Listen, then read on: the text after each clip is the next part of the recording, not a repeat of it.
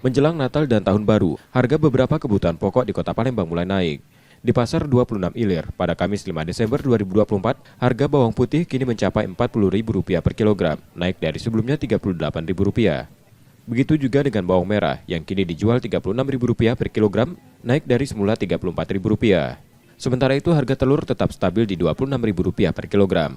Cabai merah mengalami penurunan harga dari Rp30.000 menjadi Rp14.000 hingga Rp16.000 per kilogram untuk kualitas super.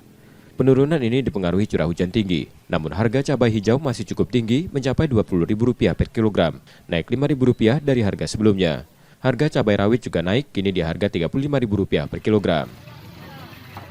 40 sekarang, bawang putih, bawang merah 36. Sedang naik sekarang. Yang naik. Dari sebelumnya berapa, Bu? Sebelumnya 28 naik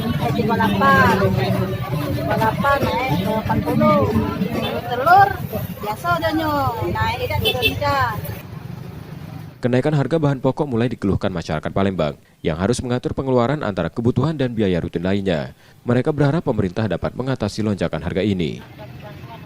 Sekarang bikin pusing untuk ibu-ibu, para ibu-ibu rumah tangga yang mau masak, belum cabai, bumbu di dapur, belum lauk pauk, belum sayur, belum biaya anak sekolah. Jadi ini mempengaruhi nih barang-barang naik di pasar gini.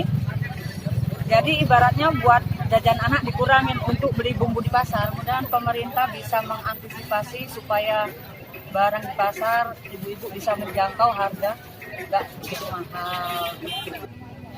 Diprediksi kenaikan harga akan terus terjadi hingga akhir tahun. Muhammad Reza Pahlevi, Kompas TV, Palembang, Sumatera Selatan.